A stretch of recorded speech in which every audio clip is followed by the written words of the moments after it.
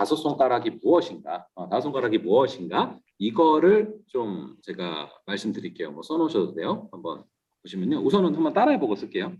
여러분들 다 자리에서 한번 따라해보시면 돼요. 읽기, 쓰기, 듣기, 암송하기, 묵상하기. 다시요. 읽기, 쓰기, 듣기, 암송하기, 묵상하기. 이 다섯 가지 손가락으로 잡아야 돼요. 말씀을. 읽기, 쓰기, 듣기, 암송하기, 묵상하기.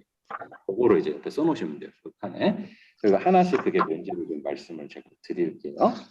여러분들이 이 읽는 거는 너무 많이 익숙하실 거예요. 주로 여러분들이 사실 큐티 할 때도 그렇고 주로 읽을 거예요. 그렇죠? 근데 이 유대인들이 했던 방식을 보면은요. 사실은 오감을 굉장히 많이 활용을 해요. 그래서 제가 읽기, 쓰기, 듣기, 묵상하기, 암송하기 했는데 이건 어떻게 보면 듣기랑 연결되는데 유대인들이 하는 걸 주로 보죠. 이제 아까도 그러잖아요. 그 에티오피아 내시가 이렇게 소리 내서 읽고 있었던 거예요. 그걸 들었다고 하잖아요. 그래서 빌립이 그걸 듣고서 물어봤다고 하잖아요. 이걸 읽구나. 그러니까 이 이스라엘 사람들은 주로 많이 소리를 내서 읽어요. 그럼 그게 내 귀에 들리는 거지. 그렇게 오감을 다 활용하는 거예요. 그래서 읽기, 쓰기, 듣기, 암송하기, 묵상하기인데 오감을 많이 활용해서 눈으로도 보고 또 내 목소리로 소리를 내서 낭독을 많이 했습니다. 사실은. 그래서 소리 내서 읽는 것도 생각보다 굉장히 중요한 부분이에요. 근데 이제 여러분들이 뭐 주로 이제 사실은 뭐 회사에 있다라던가 아니면은 뭐 지하철에 있다라던가 그럴 때가 많은데 거기서 소리 내서 읽으면 약간 이상한 사람이 되잖아요. 그렇기 때문에 여러분들이 이제 읽는 것은 혼자 있는 곳에서만 할 수 있지만 듣기라는 것은 사실은 굉장히 어느 곳에서든 할 수 있잖아요. 지금 여러분들이 뭐 갤럭시 버즈도 있고 뭐 이거 많이 있잖아요.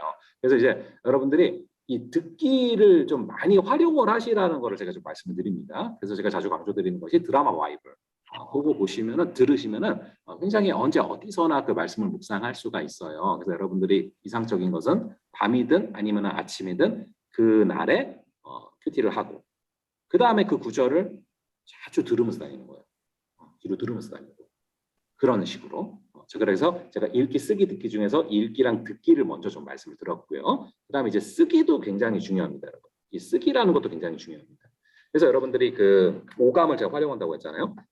손을 이용해서 하나하나 이렇게 성경 구절들을 쭉 쓰는 거예요. 뭐 큐티한 구절을 쓰고 아니면 내가 그날 암송하고 싶은 그 구절을 직접 쓰는 거예요. 뭐 어디다 써도 괜찮아요. 근데 이제 쓰기라는 과정이 생각보다 마음판에 새기는 굉장히 중요한 역할들을 하게 될 때가 있다. 그래서 제가 한번 살짝 그 말씀드린 적이 있는데 저희 딸 보면서 제가 도전을 받았던 거 말씀드린 적이 있잖아요. 그래서 이제 그 수련회 앞두고 성경학교 앞두고서 사도행전 전체를 필사했어요. 물론 아기 때문에 막 잘 따라오지는 않았어요. 우리 아내가 막 이렇게 부모님이 시킨 과정이 있었죠. 근데 이거를 그래도 꾸역꾸역 했단 말이에요. 애가 사도행전을 처음부터 끝까지 따라 하는데 따라 썼어요. 그래서 쭉 썼어요. 필사를 하는데 중간중간 위기도 많았고 막 중간중간 막 그만두려고 할 때 많았고 했는데 그래도 썼어. 이렇게 쓰는데 쓰면서 애가 막 그런 얘기 많이 했단 말이에요. 지금 공부해야 할 시간에 뭘 하는 거냐. 그러니까 이제 공부 욕심이 있는데 막 지금 아빠 지금 수학도 하고 영어도 하고 뭐 이래야 될 시간인데 이게 하는 게 이게 뭐가 도움이 되지 뭐 이런 생각을 하는 거야 애가 솔직하게. 그 이제 엄마한테 그런 얘기를 많이 했는데 이제 어떤 일들이 있었냐 하면은 이걸 정말 필사를 하는 과정 가운데 내가 이제 우리 아내한테 얘기를 들었던 게 저랑 아내랑 밤에 이제 주로 이야기를 많이 하거든요. 근데 이제 애들 잠들고 무슨 얘기를 했냐면은 뭐 필사를 내가 시키는 이유가 있다 우리 아내가 그 얘기를 하는 거예요. 사도행전이 정말 성령행전이고 이 사도행전을 쓰게 하신 성령 하나님이 계시는데 얘가 사도행전을 쓰는 과정을 통해서 그 성령 하나님을 만나기를 기도하면서 이걸 시키고 있다. 그래서 제가 그 얘기 하잖아요. 물론 이제 형제들도 중요한데 어머니들의 영성이 되게 중요해요. 나중에 양육에 있어서 이게 남자가 따라갈 수 없는 그런 영성이 있단 말이에요. 그래서 여러분 어쨌든 그래서 그렇게 했는데 나중에 결과적으로 이 사도행전 쓰고 나서 한 2주 정도 있다가 얘가 초등부 예배 때 여리고성 무너지는 거를 듣다가 이 성령님을 만난 거예요.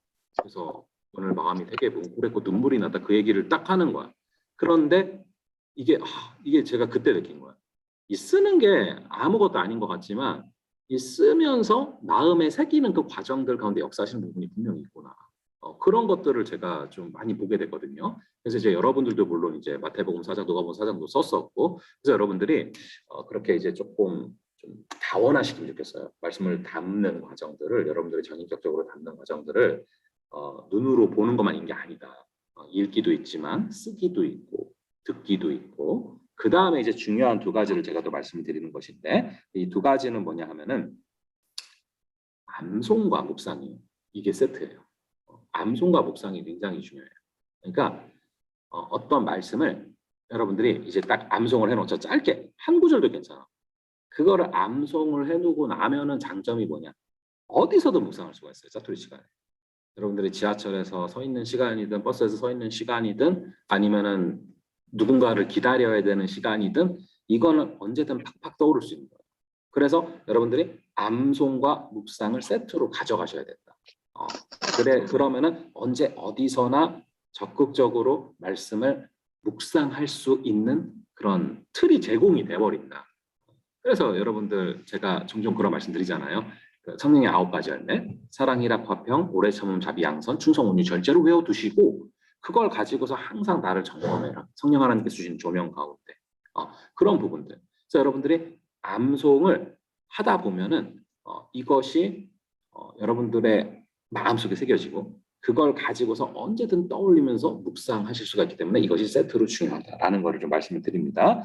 그래서 제가 5가지였어요. 한번 다시 한번 따라해 볼게요. 읽기, 쓰기, 듣기, 암송하기, 묵상하기. 암송을 해놓으면 이제 묵상으로 이어지는 거예요. 그래서 제가 이제 그 군 입대하는 친구들 이렇게 신방하면 꼭 해주는 얘기가 그거였거든요.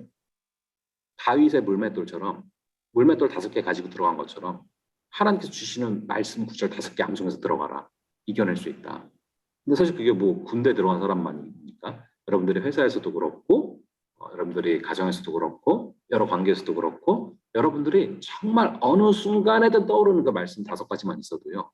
그걸 통해서 하나님께서 그때그때 마음을 지켜주신다는 얘기예요. 그게 생각보다 굉장히 강력해요. 그 힘이. 그래서 여러분들이 꼭 이번 기회를 통해서 좀 이렇게 큐티하면서 마음속에 와닿는 그 구절을 여러분들이 암송하시고 그리고 그걸 하루 종일 좀 들고 다녀 보셨으면 좋겠어요. 그러면서 묵상해 보셨으면 좋겠어요. 그럼 틈틈이 그때마다 성령께서 주시는 음성이 있단 말이에요. 제가 그냥 설교를 준비하는 과정도 간단해요. 그거예요. 그걸 마음속에 새겨놓고 계속 살아가는 거예요. 그럼 그때그때 주시는 마음들, 그때그때 마주치는 것들을 통해서 하나님께서 주시는 음성들이 있어요. 근데 그게 마음에 말씀이 새겨져 있고 암송돼 있을 때는 그렇지 않을 때가 천지 차이가 난다. 저 개인적으로도. 그래서 그런 부분들입니다. 자, 그래서 큐티. 그럼 이제 읽기, 쓰기, 듣기, 묵상하기, 암송하기, 읽기, 쓰기, 듣기, 암송하기, 묵상하기 봤는데 이 큐티라는 것은 그 묵상을 그러면은 구체적으로 좀 어떻게 하는 거냐를 구체적으로 배워가는 거예요.